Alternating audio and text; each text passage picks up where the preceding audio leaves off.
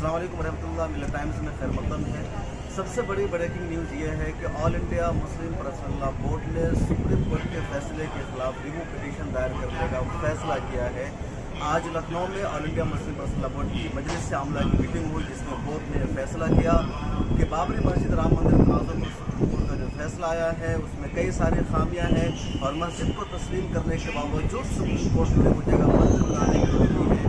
इसलिए हम इस फैसले के खिलाफ सुप्रीम कोर्ट जाएंगे और रिव्यू पिटीशन दायर करेंगे। मुस्लिम पर्सनल लॉ बोर्ड ने यह भी फैसला किया है कि बदले में सुप्रीम कोर्ट ने जो 5 एकड़ ज़मीन दी मस्जिद बनाने के लिए, वो मस्जिद हमें कबूल नहीं हो, वो जगह तस्लीम नहीं है, क्योंकि शरीयत में मस्जिद वही जहाँ एक दफ़ा मस्जिद बन जाती है हमेशा वही मस्जिद रहती है, दूसरी जगह पर मस्जिद नहीं बनाई जा सकती, तो शरीयत के ख़िलाफ़ है।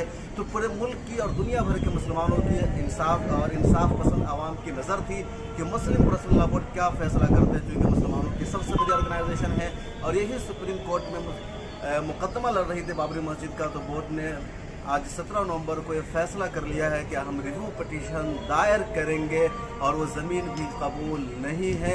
9 नवंबर को सुप्रीम कोर्ट का फैसला आया था, जिसमें कहा गया था कि जहाँ पर बाबरी मस्जिद है वहाँ पर राम मंदिर हिंदू बनाएंगे और मुसलमानों को कहा था कि दूसरी जगह 5 एकड़ ज़मीन लेकर बाबरी मस्जिद बना ले।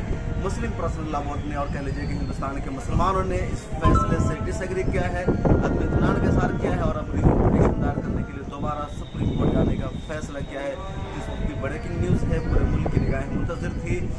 मुस्लिम जमीयत उलमा हिंद की मीटिंग हुई, उसने कोई फैसला नहीं किया।